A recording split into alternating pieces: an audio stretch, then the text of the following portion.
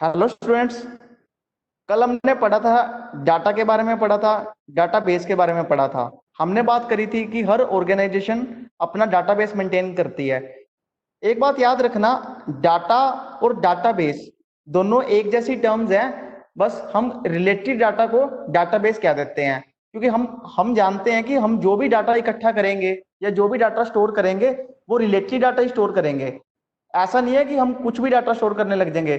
जो हमारे काम का डाटा है हम वही स्टोर करेंगे। इस बात को आपने याद रखना है। तो चाहे मैं डाटा लिखूं चाहे डाटा बेस लिखूं, इसका मतलब आप समझ जाना कि ऐसा डाटा जो हमारे से रिलेटेड है, मींस जो हमने स्टोर करना है, तो उसमें अब कंफ्यूज नहीं होना।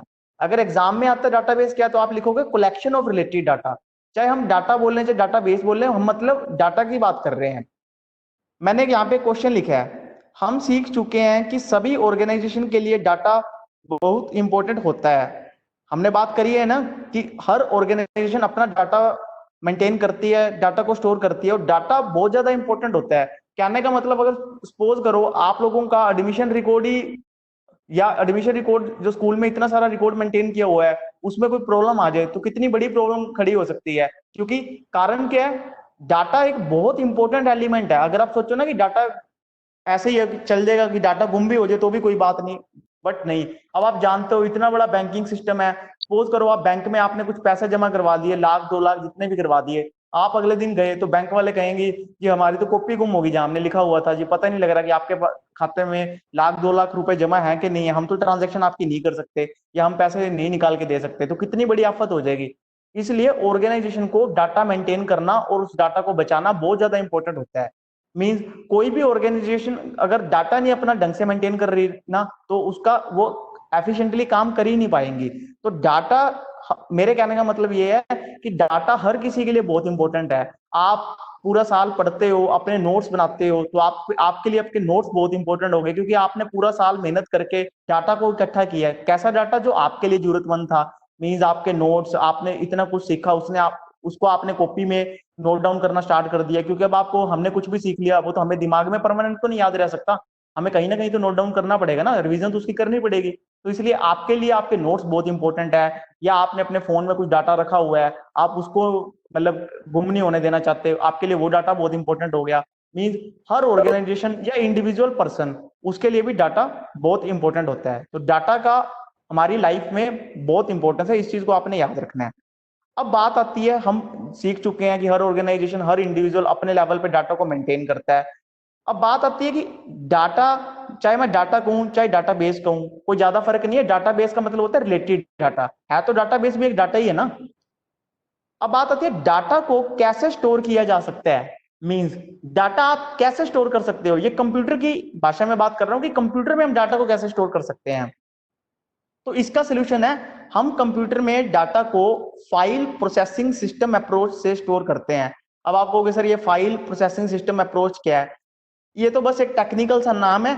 बेसिक इसका मतलब है, data is stored in files of computer. कहने का मतलब, आपको जो भी कोई चीज स्टोर करनी है, आप कंप्यूटर में उसकी फाइल बना लेते हो।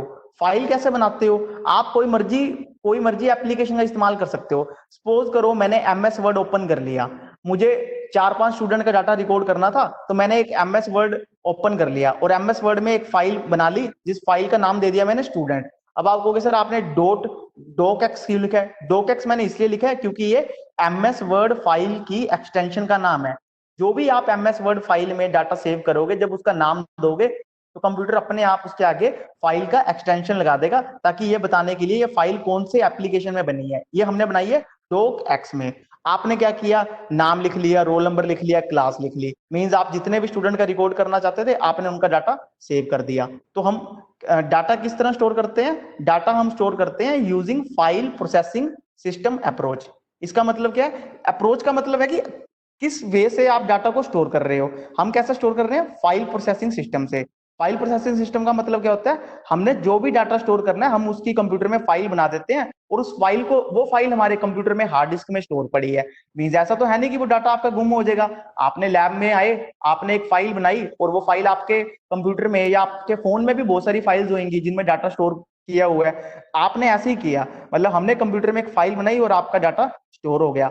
मान लो मेरे को कुछ टाइम बाद लगा कि अब आपका रिजल्ट भी स्टोर करना है, तो मैं क्या करूंगा, एक नई फाइल बनाऊंगा रिजल्ट नाम की, उसमें आपका रिजल्ट स्टोर कर दूंगा, वही आपके नाम, वही रोल नंबर, और मैंने साथ में रिजल्ट भी स्टोर कर दिए। मींस जैसी मेरी रिक्वायरमेंट है, जब भी मेरे को रिक्वायरमेंट लगती है, मेरे को कोई चीज स्टोर करनी है, तो मैं कंप्यूटर में फाइल बनाता जाता हूँ। ये वही बात होगी, जैसे मान लो जब हमारे पास कंप्यूटर नहीं है, तो आप लोग कैसे स्टोर करोगे? आपको जो भी कोई इन्फॉर्मेशन स्टोर करनी है, तो आप उसका रजिस्टर लगा लोगे ना। मान लो स्टूडेंट की बेसिक इन्फॉर्मेशन है, उसका एक अलग रजिस्टर लगा लोगे। आपके क्लास इंचार्ज के पास एक रजिस्टर होता है ना, जिसमें स्टूडेंट की इन्फॉर्मेशन होती है। रिजल्ट के लिए उनके पास रिजल्ट रजिस्टर होता है, आपने देखा होगा, रिजल्ट रजिस्टर अलग होता है।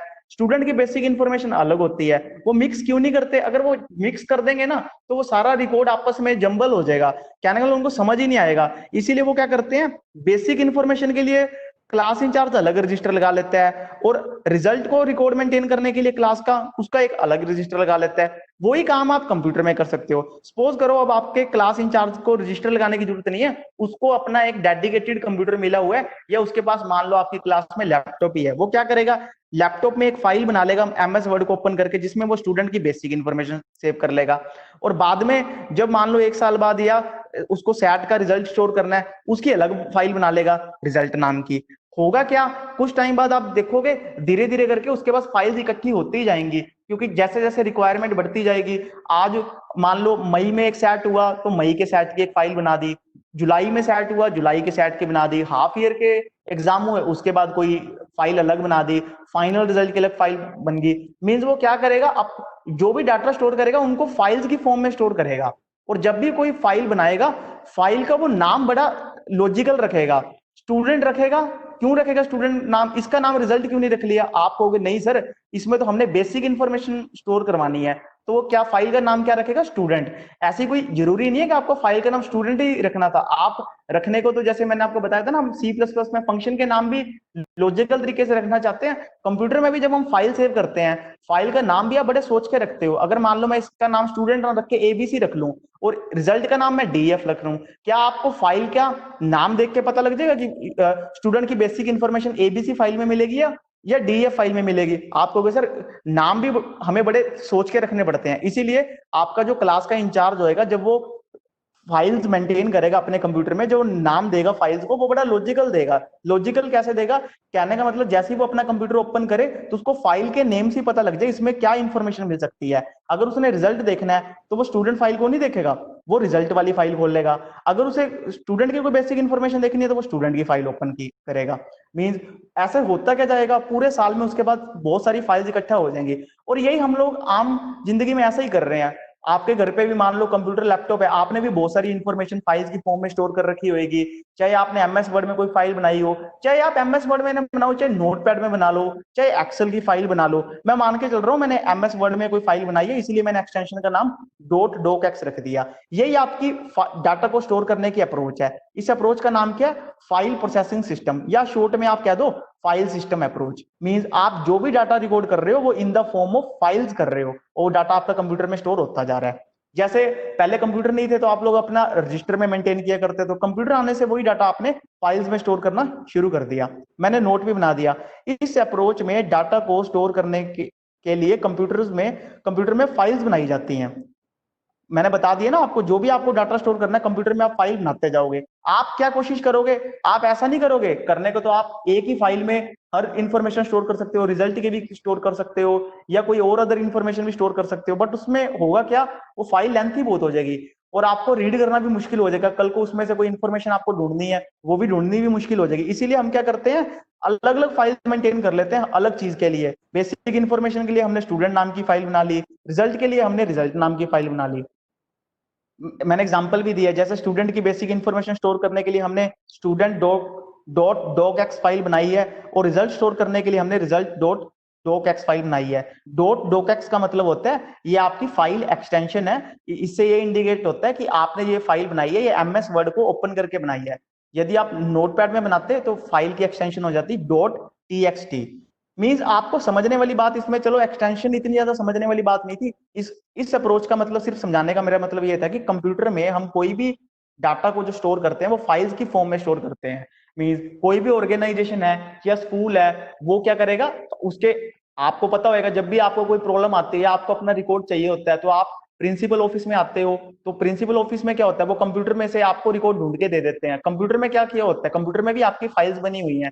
मान लो क्लास वाइज फाइल बनी हुई है, वो आपसे पूछते हैं कौन सी क्लास के हो, आपने कहा जी 12th के हैं, तो 12th की फाइल को वो ओपन कर लेते हैं। उस ओपन करके जैसी आपको इन्फॉर्मेशन चाहिए थी, मान लो आपको अपना एसआर नंबर पूछना है या कोई भी इन्फॉर्मेशन पूछनी है, वो आपको बता देते हैं। यही हम घर पे करते हैं, फाइल्स बनाते हैं अपने कंप्यूटर में, डाटा को स्टोर करते रहते हैं।